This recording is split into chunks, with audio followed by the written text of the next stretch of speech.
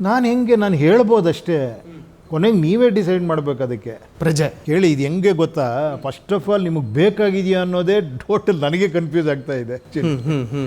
ಸುಮ್ಮನೆ ಬಾಯಲ್ಲಿ ಹೇಳ್ತಾ ಇದ್ದಾರಾ, ಎಲ್ಲರೂ ಚೆನ್ನಾಗೇ ಇದ್ದಾರೆ, ಎಲ್ಲರೂ ಆರಾಮಾಗೇ ಇದ್ದಾರೆ. ಸುಮ್ಮನೆ ಏನೋ ಒಂದು ಎಲೆಕ್ಷನ್ ಬಂದಾಗ ಏನೋ ಒಂದು ಇದು ಹೆಂಗೆ ಅಂದರೆ ಒಂದು ಇದ್ರ ಥರ ಅದು ಸರಿ ಇಲ್ಲ ಇದು ಸರಿ ಇಲ್ಲ ಅಂತ ಮಾತಾಡಿ ಆ್ಯಕ್ಚುಲಿ ಕರೆಕ್ಟಾಗಿ ಇದೆಯಾ ಕನ್ಸರ್ನು ಜನರಲ್ಲಿ ಅನ್ನೋದೇ ನನಗೆ ಡೌಟ್ ಆಗ್ತಾ ಇದೆ ಇವಾಗ. ಇದ್ದರೆ ಖಂಡಿತ ಪರ್ಯಾಯ ಮಾರ್ಗ ಹುಡ್ಕೊಂತಾರಲ್ವಾ. ಅಗೈನ್ ಸೇಮ್ ಥಿಂಗ್ ಕೇಳ್ತಾರ, ಇಷ್ಟು ವರ್ಷ ಎಕ್ಸ್ಪೀರಿಯನ್ಸ್ ಆದಮೇಲೆ ಮತ್ತೆ ನನಗೆ ಹೇಳ್ತಾರೆ ಹೋಗ್ಲಿ ಅದನ್ನೇ ಮಾಡಿ ಅಂತ.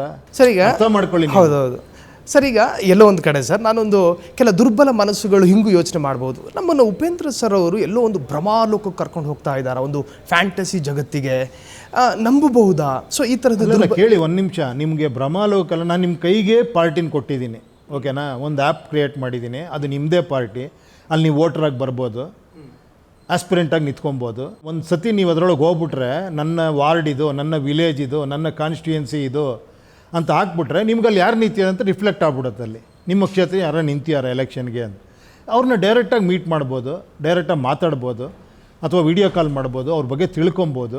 ಇಷ್ಟು ಆಪ್ಷನ್ ನಿಮ್ಮ ಕೈಗೆ ಕೊಟ್ಟಿದ್ದೀನಿ ನಾನು. ನೀವೇ ಸೆಲೆಕ್ಟ್ ಮಾಡ್ಬೋದು, ಅವ್ನು ಬೆಸ್ಟಾ ಸರಿ ಇಲ್ವಾ ರಿಜೆಕ್ಟ್ ಅಲ್ಲೇ ಮಾಡ್ಬೋದು ನೀವು. ಇಷ್ಟಾರ ನೀವು ಆದರೆ ತಾನೇ ಒಂದು ಬದಲಾವಣೆ ಅದು.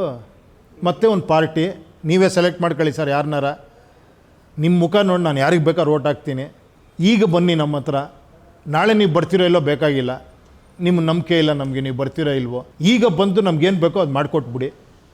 ಏನು ಹೇಳಿ, ನಿಮ್ಮನ್ನು 5 ವರ್ಷ ನಾನೇನು ಕೇಳಲ್ಲ. ಈ ಮನಸ್ಥಿತಿಲಿದ್ದರೆ ಏನು ಬದಲಾವಣೆ ಬರುತ್ತೆ?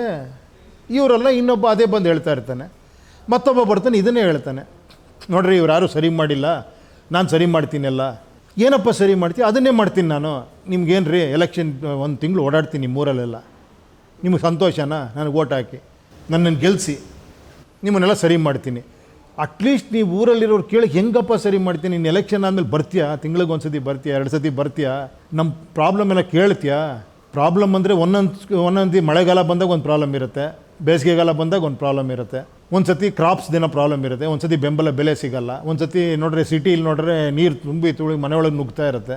ಅವಾಗ ತಾನೇ ನೀವು ಇರಬೇಕಾದ ಆ ಪ್ರಾಬ್ಲಮ್ಗೆ ನೀವು ನಿಂತ್ಕೊಂಡು ಬಗೆಹರಿಸ್ಬೇಕಾದ ತಾನೇ ಆ ಕರ್ತವ್ಯ.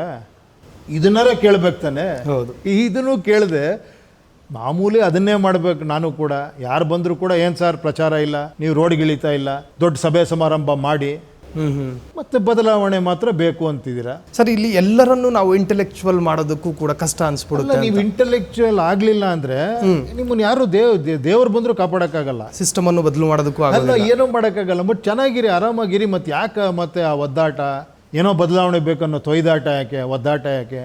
ಎಲ್ಲ ಚೆನ್ನಾಗೇ ಇದೆಯಲ್ಲ. ಮತ್ತಿನ್ನೇನು, ಎಲೆಕ್ಷನ್ ಮುಂಚೆ ನೀವು ಕರೆಸಿದ್ರಿ, ಅವ್ರ ಊರಿಗೆಲ್ಲ ಬಂದರು, ಪ್ರಚಾರ ಮಾಡಿದ್ರು ಅಲ್ವಾ? ಇನ್ನೇನು ಮಾಡ್ಬೇಕು ನಿಮ್ಗೆ? ಮತ್ತೆ ನನಗೆ ಅರ್ಥ ಆಗ್ತಿಲ್ಲ. ಅದನ್ನೇ ನನ್ನ ಹತ್ರನೂ ಕೇಳ್ತಾ ಇದ್ದೀರಾ, ಅವರೇ ಮಾಡ್ತಾ ಇದ್ದಾರಲ್ವ, ಇನ್ನೇನು? ನಿಮಗೆಲ್ಲ ಕರೆಕ್ಟಾಗೇ ಇದೆ, ಸುಮ್ಮನೆ ಹೇಳ್ತಾ ಇದ್ದೀರಾ ನೀವು ಅದು ಸರಿ ಇಲ್ಲ ಇದು ಸರಿ ಇಲ್ಲ ಅಂತ ನನಗನ್ಸುತ್ತೆ ಅವಾಗ.